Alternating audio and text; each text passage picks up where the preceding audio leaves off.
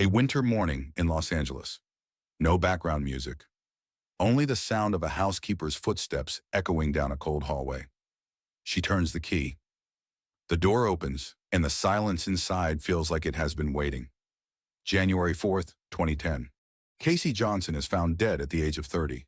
Not by family, not by friends, but by someone paid to clean the house. A name tied to one of America's largest healthcare empires, ending in a way that feels almost unbearably empty. The coroner later determined her death was related to diabetic ketoacidosis, a complication that can become fatal without timely intervention. And the most unsettling detail is this: no one checked on her for days. She was once an heiress. It's her pride, then she was cut off from the family fortune. Once a mother, then stripped of custody of her young daughter, Ava Monroe. A small question begins to open a very deep void. Who decides when an heir is abandoned? Who decides when a mother loses her child? And who decides that silence is safer than truth? Because if Casey were just a tragedy, the world would have forgotten her by now. But when you trace the Johnson bloodline across generations, a pattern begins to emerge. Money was designed to protect the family, and the structure built to preserve it slowly turned family members into strangers. The mansions they built were not just symbols of power. They became vaults for secrets, places where intimacy was replaced by lawyers, where doors were closed not to protect anyone, but to ensure no one had to take responsibility. This is not a haunted family. This is a design system. If you want to understand how an empire built on care produced an ending this cold, if you want to see which buildings witnessed the transfer of power, and why each generation repeated the same fracture, stay with us until the end. Like the video and subscribe to the channel to continue exploring the hidden histories behind old estates and inherited wealth. Now, to understand what happened in 2010, we have to travel back more than a century, to a small upper floor in New Brunswick, New Jersey, where three Johnson brothers began this story with something that seemed harmless enough: a roll of clean bandages. The blessing, the three brothers who changed how people survived surgery. 1861. Carbondale, Pennsylvania. Robert Wood Johnson was born into a family of 11 children. No business to inherit, no large land holdings, no safe path forward. In a family that large, staying meant standing still. At 16, Robert left home, not to wander, but because ambition had no room to grow if he stayed. His family sent him to his uncle's pharmacy in Poughkeepsie, New York. This was not a small shop selling a few bottles behind a counter. It was a working pharmacy and compounding operation where medications were mixed by hand, bandages were cut, and medical supplies were prepared and stored on site. Robert did not study medicine. He studied process. He learned how a roll of bandage was made, how a single contaminated surface could ruin an entire batch, how the smallest production error could cost a human life. By the 1860s, surgery was advancing rapidly. Better instruments, faster techniques. Yet post-surgical death rates remained shockingly high. Many patients did not die on the operating table. They died days later. The cause was not the surgeon, it was dirty dressings. In Europe, a British surgeon named Joseph Lister was shaking the medical world with a radical idea: antiseptic practice, meaning sterility. He proved that invisible bacteria, not surgical skill, were killing patients. Most American physicians dismissed the theory. Robert Wood Johnson saw something else. He saw a fatal gap in the medical supply chain. And he understood that this gap could be filled not by doctors, but by industrial production. Robert was not a physician, but he understood medical logistics. He understood that if surgery required sterility, then whoever controlled sterile dressings would control survival. In 1874, Robert partnered with George Seabury to form Seabury & Johnson. The startup capital did not come from inheritance. It came from years of accumulated savings, partner investment, and commercial credit, a common financing method for medical manufacturers of the era. They produced clean surgical dressings and medicated plasters, targeting hospitals and military contracts. Revenue grew, reputation followed, and then power entered the room. George Seabury pushed for rapid commercial expansion. Robert insisted on strict standards, even if it meant slower growth. The disagreement escalated into a fight over control. In 1880, Robert Wood Johnson sold his stake. The price was not just ownership. He signed a non-compete agreement, barring him from the medical supply industry for 10 years. 10 years. For a man who could see the future of medicine, it was a form of exile. During that decade, his two younger brothers, James Wood Johnson and Edward Meade Johnson, continued the path Robert had opened. They built small factories, produced surgical supplies, sold locally. But without Robert, they lacked capital, lacked networks, and lacked the one thing that mattered most: scale. The market was crowded with small manufacturers. Competition was fierce. Sterility was still not a universal standard. They survived, but they did not break through. 10 years passed in this uneasy balance. Then came 1886. The non-compete expired. Robert Wood Johnson returned. Not with haste, but with a plan refined over a decade. He did not want to sell individual rolls of bandage. He did not want surgeons improvising sterilization on their own. He wanted to standardize the entire system. Dressings would be produced under controlled conditions, sterilized before packaging, and sealed completely, ready for immediate use in the operating room. This was not a minor improvement. It was a behavioral shift in medicine. That year, Johnson & Johnson was officially founded, still on the 4th floor in New Brunswick, New Jersey, with 14 employees. They were not the largest company, but they were the first to sell certainty. Were there competitors?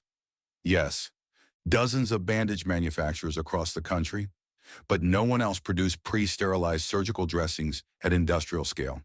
As hospitals expanded, as war created massive medical demand, Johnson & Johnson became the default standard. When Robert Wood Johnson died on February 7, 1910, the company had grown from a single floor into more than 40 manufacturing and distribution buildings. His personal fortune was estimated at $2 million at the time, equivalent to tens of millions today. But money was not the most important thing he left behind. He left behind a mechanism. From this point on, money was no longer a reward for effort. It became a self-sustaining structure, capable of supporting generations, and capable of destroying them from within. To understand how that structure began to deform, we must look at the first heir, the man who inherited not just wealth but power. And this is where the story truly turns. The general, the son who turned morality into power, 1910. New Brunswick, New Jersey. When Robert Wood Johnson died, Johnson & Johnson was no longer a small operation. His system had expanded into more than 40 manufacturing and distribution facilities across the United States. His eldest son, Robert Wood Johnson II, was only 17 years old.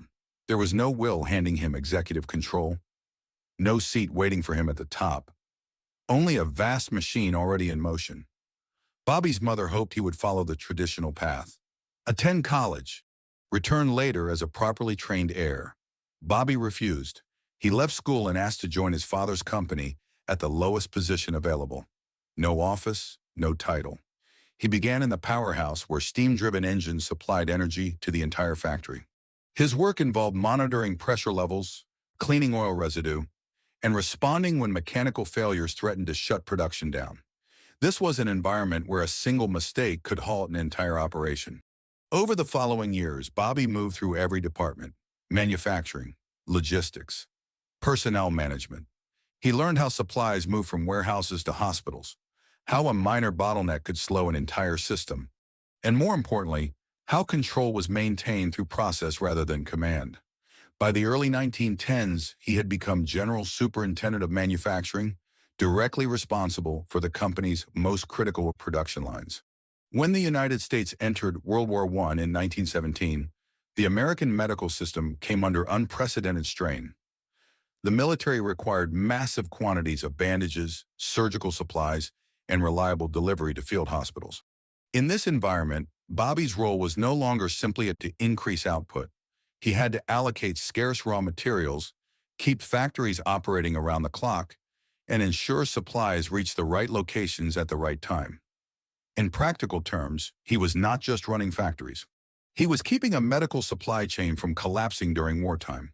But Bobby's true power did not emerge during World War I. It came later, and on a far larger scale.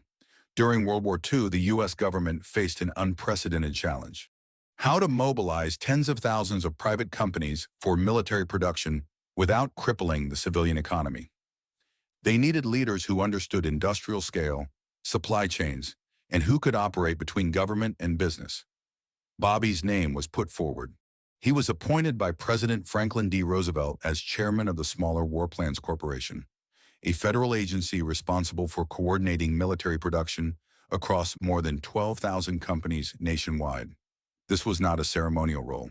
It carried the authority to decide which factories received contracts, which were forced to convert production, and which were excluded from the wartime supply system. Along with this appointment, Bobby was granted the rank of Brigadier General. This is a one-star general officer rank, typically reserved for individuals responsible for strategic coordination rather than frontline command. From that moment on, the name the General followed him, both in government and in corporate life. After the war, Bobby returned to Johnson & Johnson with a more than management experience.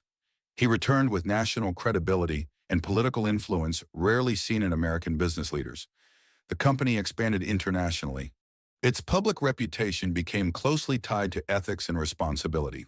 In 1943, he authored a short document later officially confirmed by the company to have been written by him. Our Credo. The Credo did not place profit first. It emphasized responsibility to doctors, nurses, and patients, then to employees, then to communities, and only lastly to shareholders. This language of care became the public moral compass of Johnson & Johnson for decades. At the same time, inside the family, power followed a different logic. Robert Wood Johnson II had 3 children. His eldest son was Robert Wood Johnson III, commonly known as Bobby Jr. Bobby Jr.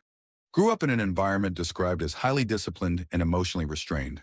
He entered the family company and attempted to build a career under the immense shadow of his father. In 1961, after years of internal experience, Bobby Jr. was appointed president of Johnson & Johnson. The decision was not based on sentiment. It reflected a belief that the company required a generational transition to prepare for its next phase. That transition did not go smoothly. Within 4 years, conflicts between father and son became impossible to ignore. Differences in management style, differences in vision, and above all, differences over how much control should be retained. Robert Wood Johnson II believed that power could not be diluted and could not be risked on an inheritance. In 1965, he removed his own son from executive leadership. There was no ceremonial announcement, no graceful handover. Control was retained. And the relationship between father and son was effectively severed. During the same period, Robert Wood Johnson II and his brother Seward Johnson controlled approximately 84% of Johnson & Johnson's shares. To protect long-term control and reduce estate taxes, he established a system of trust for future generations. Each trust held 15,000 shares of Johnson & Johnson stock. At the time, each trust was valued at approximately $500,000, an enormous sum in the 1940s and 1950s, and one that would compound automatically over time. From this point forward, money no longer flowed through labor. It flowed through legal structure.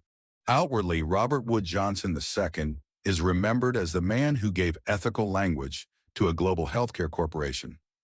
Privately, he left behind a structure where power was preserved through discipline and absolute control. 2 parallel worlds existed side by side, and the distance between them would become fertile ground for the tragedies that followed. But to see the consequences clearly, the story must leave the boardroom. It must enter the buildings where power was lived every day. And from this point on, nothing would remain confined to paper. The 15,000 share trusts. When the perpetual mechanism began late 1940s, New Jersey. After World War II, Johnson & Johnson had entered a completely new phase. So, it was no longer a family business in the traditional sense. The company was publicly traded, expanding internationally, with revenue and profits growing steadily year after year. In this context, Robert Wood Johnson II faced a problem his father had never encountered. Not how to make more money, but how to retain control as the family expanded and ownership became increasingly fragmented. His solution did not come from corporate management. It came from inheritance law and legal structure. Together with his brother, Seward Johnson, he established a system of trust for future generations of the family. Each trust was allocated 15,000 shares of Johnson & Johnson stock. At the time, Johnson & Johnson was already a major force in the healthcare industry. Its shares were valued far above the average market stock. Each trust was estimated to be worth approximately 500,000 US dollars in the mid-20th century. Adjusted for modern value, this equates to tens of millions of dollars per trust, and more importantly, the value did not remain static. The shares continued to appreciate. Dividends continued to be paid. The trusts compounded quietly over time.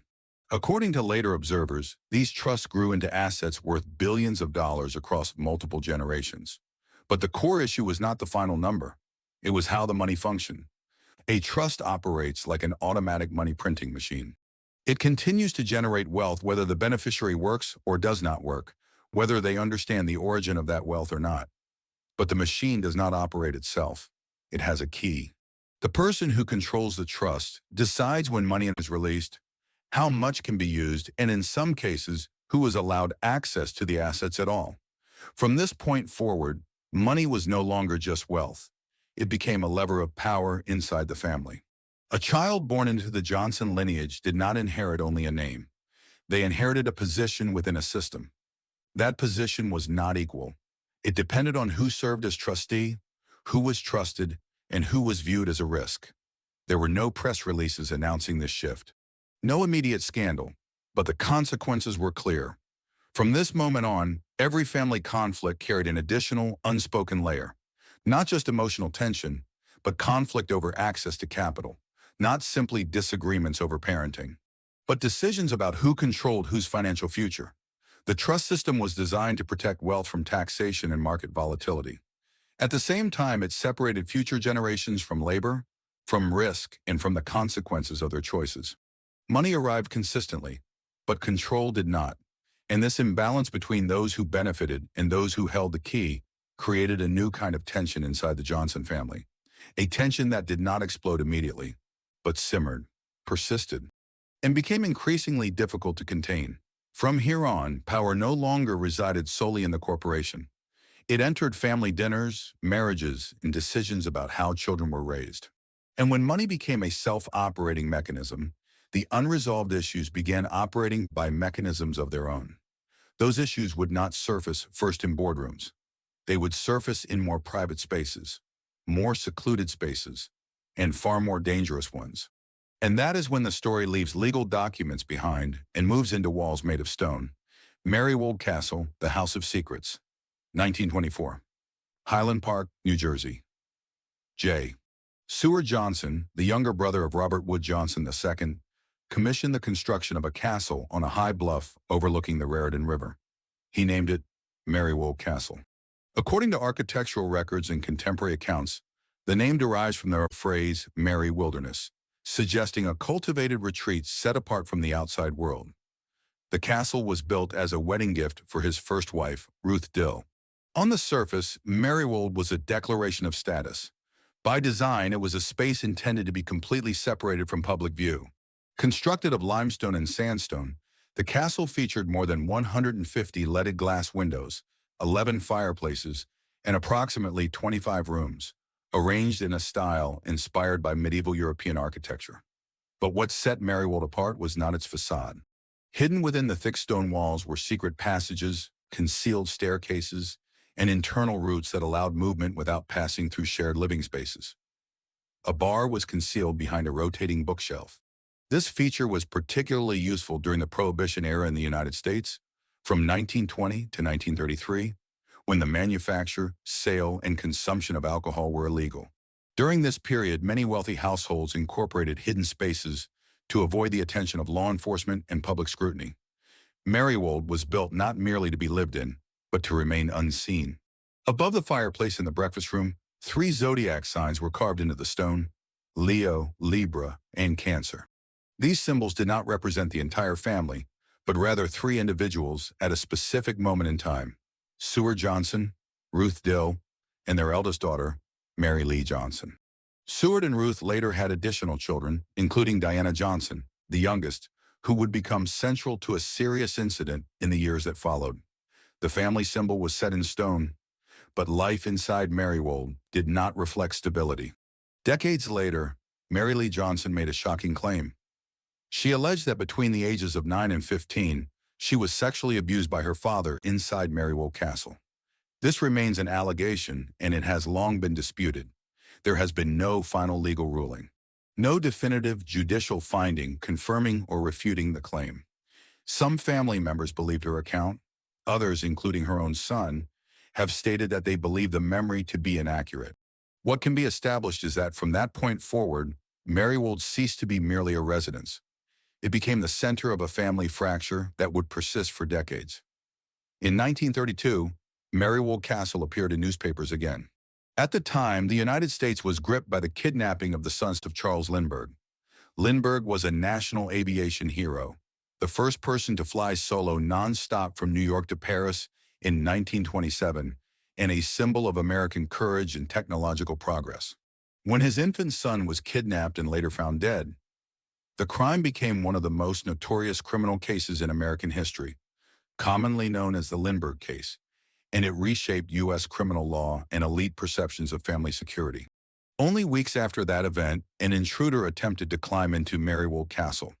The intended target was believed to be Diana Johnson, the youngest child of Seward Johnson and Ruth Dill, who was still very young at the time. The attempt failed. Seward Johnson heard the disturbance, retrieved a firearm, and shot the intruder in the leg as he fell from a ladder. The intruder was arrested shortly afterward. Newspapers quickly drew comparisons to the Lindbergh case, emphasizing that in this instance, the child was not taken and tragedy had been avoided. Marywold was briefly portrayed as a castle that had prevented disaster, at least on that occasion. In 1937, Ruth Dill divorced Seward Johnson.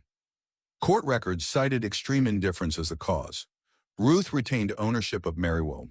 However, she did not live in the main castle. She moved into the smaller carriage house on the property, where she remained until her death in 1987. Seward remarried and left Marywold. After the family departed, the castle was not abandoned. It was leased for residential use. In 1963, according to archival records from Rutgers University, Marywold became the scene of a homicide. At that time, the castle was rented by Charles Farmer, an industrial engineer, and his wife, Barbara Farmer. Investigative records indicate that their marriage had deteriorated into a severe crisis. During a violent confrontation inside the castle, Charles Farmer shot and killed his wife. He then shot himself, but survived. Police sealed the property. A criminal investigation followed.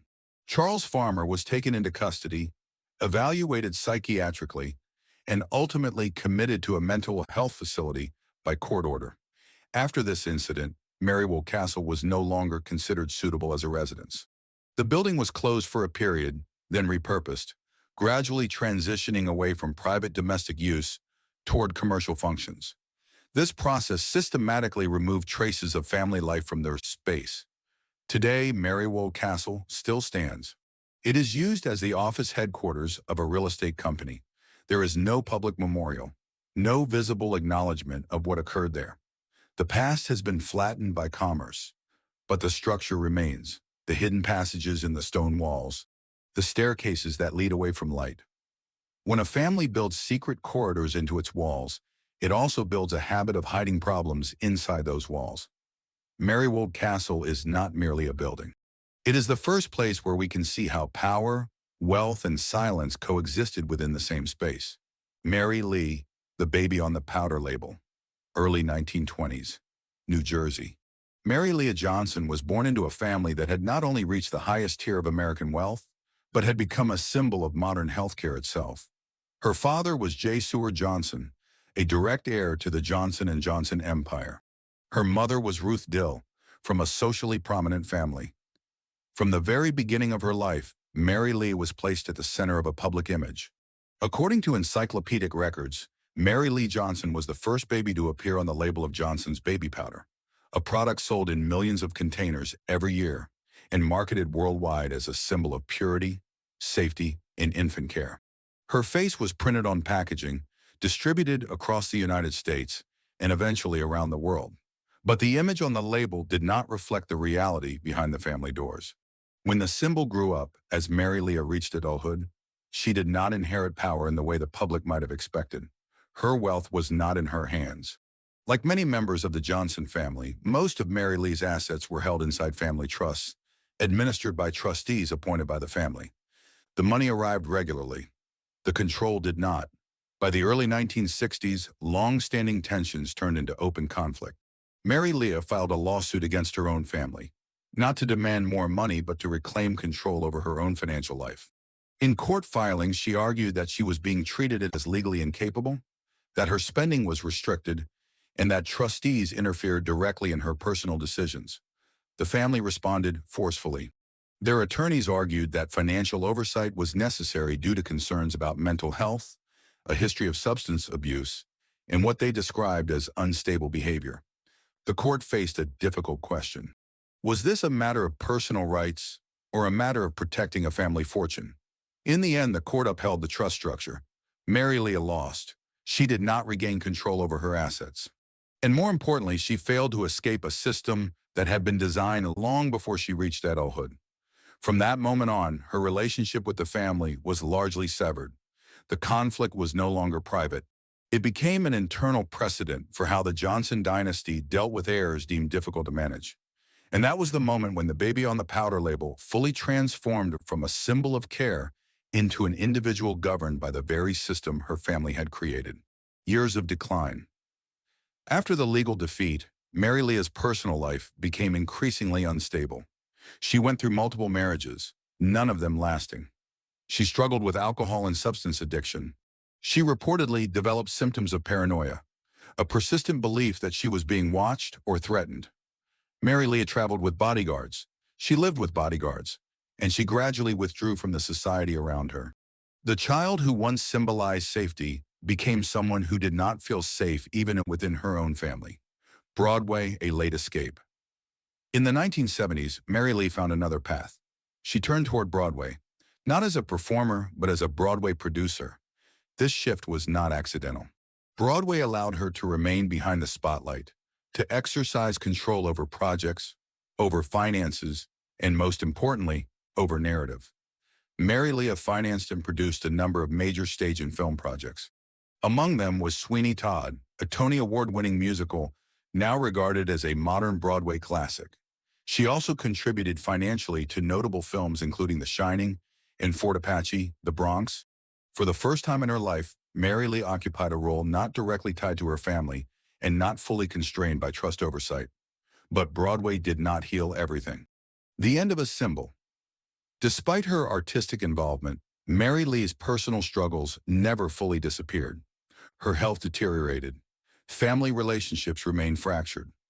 On May 3, 1990, Mary Leah Johnson Richards died in Pittsburgh, Pennsylvania. She was 63 years old. According to official records, her death was linked to long-standing health complications. The woman who had once been the baby on the powder label passed away quietly, far removed from the family that had built her image. Mary Leah did not die in poverty. She did not die without resources. But she died after decades inside a system where money was constant and autonomy was not. And from here, the Johnson family story moves toward another generation, one where unresolved fractures are not repaired but inherited. Yasna Polana, When Power Leaves Bloodlines, late 1960s, New Jersey. As Robert Wood Johnson II, known as the General, gradually stepped away from direct involvement, power within the Johnson family split into two distinct spheres.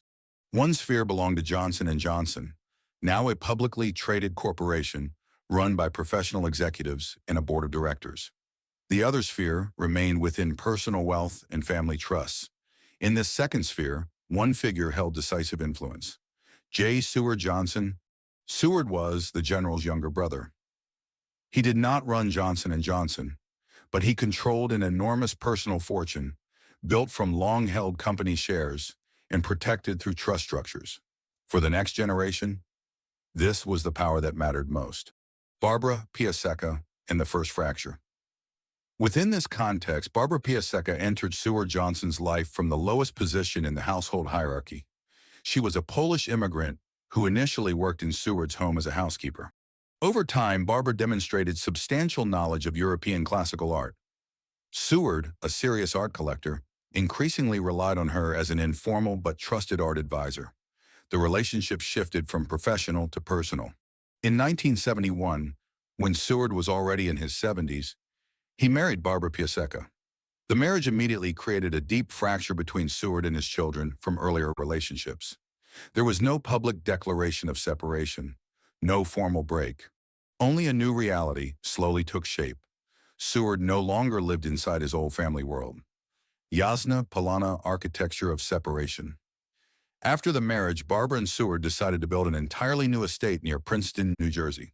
They named it Jasna Polana, an Eastern European name often translated as bright clearing. The architect they chose was Wallace K. Harrison, known for his role in designing the United Nations headquarters in Lincoln Center. Construction was completed in the late 1970s. Architectural records indicate that Jasna Polana covered approximately 46,000 square feet. The construction cost was estimated at tens of millions of US dollars at the time, equivalent to well over $100 million today. This was not a conventional residence. It was a space designed to separate from the old family and at the same time to assert a new order centered around Barbara. Harbor Branch Oceanographic Institution. The proper legacy parallel to Jasna Polana, Seward Johnson pursued a very different form of legacy. This took shape as the Harbor Branch Oceanographic Institution, a marine science research center founded by Seward in Florida. Harbor Branch focused on marine biology, deep-sea technology, and ocean conservation. This was not a family project, not a real estate holding, not a trust for descendants. It was a public scientific legacy, an attempt to move wealth out of the cycle of family conflict and into long-term societal value. In Seward's view, Harbor Branch represented something that could not be contested in court, could not be divided among heirs, and did not depend on bloodline. The 1982 Will Everything Becomes Visible. In 1982, well into his 80s, Seward Johnson signed a new will. Its logic broke sharply from previous Johnson family tradition. The majority of his estate was left to Barbara Piasecka. Johnson Harbor Branch Oceanographic Institution was designated to receive $20 million US dollars. His 6 children were assigned only limited portions. There was no family meeting, no advance negotiation, only a legal document in Seward's signature. In 1983, he died, and immediately the conflict moved into open view. The battlefield of 1986. Seward's children jointly challenged the will. They argued that their father lacked full mental capacity when the 1982 document was signed. They alleged that Barbara had exercised undue influence, isolated Seward from his family, and controlled access to his decisions. Barbara denied all allegations. She described herself as the lawful spouse and Seward's primary caregiver during his final years. The case dragged on. Legal costs escalated. The Johnson family, once a national symbol of healthcare, became a national inheritance spectacle. On June 2, 1986, both sides reached a settlement. According to wire service reports, Seward's 6 children divided approximately $42.5 million US dollars. Harbor Branch received its full $20 million US dollars. Barbara Piasecka Johnson retained the majority of the estate, including Jasna Polana. There was no courtroom verdict, no declared winner. But from that moment forward, power inside the Johnson family officially left bloodlines and entered the domain of courts, wills, and legal agreements. Spaces change function, power changes form. After the settlement, Barbara spent most of her time in Europe. In 1998, Jasna Polana was converted into a private golf club. The course was designed by Gary Player. The mansion itself became the clubhouse. A house once defined by marriage and conflict was repurposed for receptions, weddings, and members-only events. Power no longer lived there. Only its residue remained. Aftermath. Jasna Polana still stands. Harbor Branch continues its ocean research. One structure was built to escape the family. Another was built to outlast the family. Neither could repair the fractures already embedded within it. And from here, the consequences of trusts and wills begin to fall directly into the personal lives of the next generation. Lightning Tree Farm, the woman who married 5 times, mid-1970s, New York State. To understand Lightning Tree Farm, Liebe Johnson must be placed precisely within the Johnson family's power structure. Liebe Johnson, born Elizabeth Ross Johnson, was the granddaughter of Robert Wood Johnson II, known as the General. Her father was Robert Wood Johnson III, who had once been brought into the executive structure of Johnson & Johnson, but was later removed from corporate power by his own father during the company's restructuring. From that point on, this branch of the family no longer occupied the center of corporate control at Johnson & Johnson. But they were never removed from the trust system. The money continued to flow. Executive power did not. Libe grew up in a position that became characteristic of the Johnson family, financially guaranteed for life, yet without a defined role within the hierarchy of power, 2 deaths and a silent redistribution. In the mid-1970s, the family experienced 2 consecutive deaths involving Libe's 2 brothers. The family released no detailed public statements. Press coverage remained limited. But in terms of trust mechanics, this was a turning point. Within the trust structures designed during the General's era, when a beneficiary dies without children, their share does not disappear. It is redistributed among the surviving members of the same family branch. After these 2 deaths, Libe's financial position changed dramatically. From being one heir among several, she became one of the largest individual trust beneficiaries of her generation. There was no family meeting, no formal transfer ceremony. Power arrived through the absence of others. 5 marriages in the absence of succession. In her personal life, Libe married 5 times. None of the marriages lasted. The press documented relationships that formed quickly and ended just as quickly, within a context of wealth, family pressure, and constant scrutiny. But there was one critical detail rarely emphasized. Libe Johnson had no children, no direct heirs, no next generation bearing her name. Within the Johnson family trust system, this fact carried a clear meaning. Libe's financial interests were guaranteed for the duration of her life, but not transferred into a new personal lineage. Upon her death, those interests would revert back into the internal redistribution mechanisms of the trust system. The money continued to grow, but there was no personal successor. Lightning Tree Farm. It was within this context that Libe built a living space reflecting her inner world. Lightning Tree Farm, located in Millbrook, New York, within the town of Washington. According to architectural records, the estate covered approximately 600 acres, or more than 2.4 square kilometers. The main residence measured approximately 18,000 square feet, expanded and modified multiple times. But the most symbolic feature was not architectural. Lightning Tree Farm included the only privately approved helipad sanctioned by the town of Washington. This was an extremely rare exception in an area known for strict controls over structures affecting shared community space. From Lightning Tree Farm, the distance from Millbrook to Manhattan was reduced to a short flight. The helipad and the paradox of escape. The helicopter represented escape, escape from traffic, escape from distance, escape from ordinary limitations. But in this story, the ability to escape physically did not translate into emotional or psychological escape. The easier it became to leave the outside world, the more enclosed the living space became. The estate expanded. Relationships narrowed. The means of escape multiplied. But inner freedom did not follow. Final years in fragmentation entering the 2000s, Libe gradually withdrew from public life. Family appearances became rare. Friendships diminished. In 2017, Libe Johnson died at the age of 66. The publicly stated cause was Alzheimer's disease. Because she had no children and left no personal line of succession, the assets associated with her name did not become a family seat for future generations. After her death. After 2017, Lightning Tree Farm entered the final stage of its power cycle. The estate was subdivided. Large portions were placed on the market. The main house was listed for sale at prices reaching tens of millions of US dollars. The helipad remained, but its users changed. Lightning Tree Farm had once been a private fortress. In the end, it resembled many other estates in the Johnson story, a space built to create distance from the world, yet one that magnified the isolation within. Libe Johnson had every means to escape the world, but she left behind no path for the world to continue after her. And from here, the story moves into its final generation. A generation in which tragedy no longer remains behind gates or stone walls, but unfolds openly before the public eye. Woody Johnson and Casey Public Power and Private Power, year 2000, New York. After decades in which the Johnson family gradually withdrew from the executive center of Johnson & Johnson, one name returned to public visibility in a very different role. Robert Wood Johnson IV, known simply as Woody Johnson. He was a fourth-generation heir of the Johnson family, the grandson of Robert Wood Johnson II, known as the General. He did not control the pharmaceutical company. He did not sit at the center of Johnson & Johnson's corporate governance, but he possessed something else. Symbolic power, public power. In 2000, Woody Johnson purchased the New York Jets for $635 million US. At the time, it was one of the most expensive sports acquisitions in American history. An NFL team is not merely a sports asset.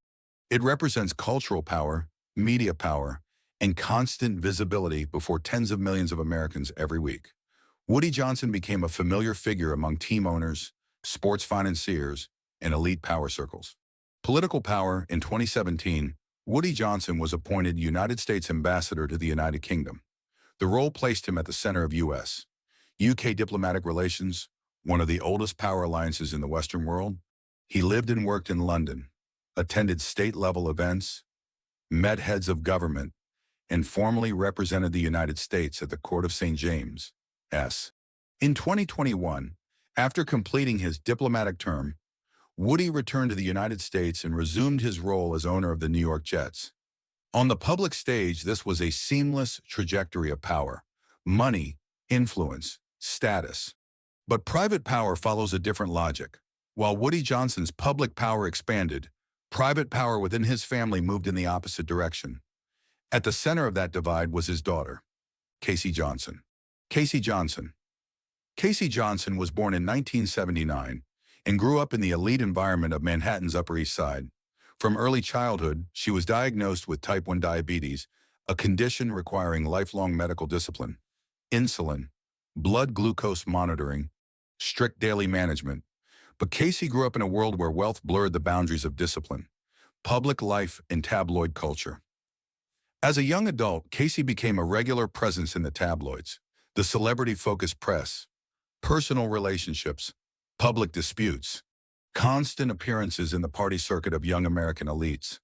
The Johnson family issued few official statements. Much unfolded in the gray zone between wealth, personal freedom, and family control, motherhood, and contested authority. In 2007, Casey adopted a baby girl from Kazakhstan, naming her Ava Monroe. For a brief period, motherhood appeared to offer a chance at restructuring her life. But family conflict soon followed. According to international media reports, including coverage from Asia, custody of Ava became the subject of legal dispute between Casey and her mother, Sale Johnson. Not through a family agreement, but through the legal system. Here, money, guardianship, and assessments of maternal fitness were weighed formally. Casey lost custody of her daughter. Financial separation. Around the same time, Casey was cut off from direct access to her trust. The family imposed stricter financial oversight and conditions on her personal spending. There was no public statement from Woody Johnson, no media interview, only silence. January 4, 2010, Los Angeles, Mulholland Drive. On the morning of January 4, 2010, Casey Johnson was found deceased at her residence. Not by family, not by friends, but by household staff. The coroner determined the cause of death was related to diabetic ketoacidosis, a severe complication of diabetes that is often preventable with timely medical supervision. Casey Johnson died at the age of 30, a contrast of power. At that moment, Woody Johnson was the owner of an NFL franchise valued in the billions, an international political figure, a former official representative of the U.S. government. Yet in the decisive moment, there was no welfare check, no timely intervention that kept his daughter alive. Beyond a personal tragedy, Casey's death was not only a family tragedy, it marked the endpoint of a power structure repeated across generations. Money could be transferred, trust could be engineered to last indefinitely.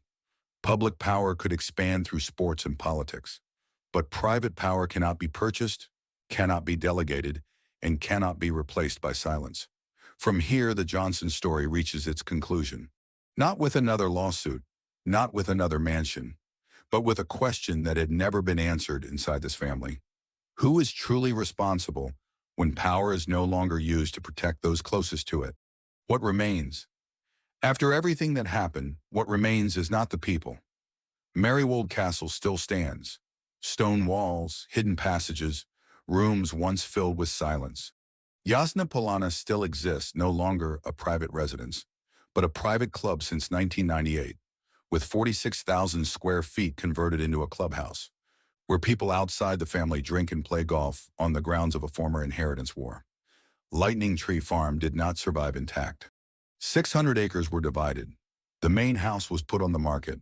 The helipad is still there, but no one needs it to leave anymore. The building survived. The structure survived. The people did not. Johnson & Johnson remains a global corporation. It is guided by a famous document called our Credo.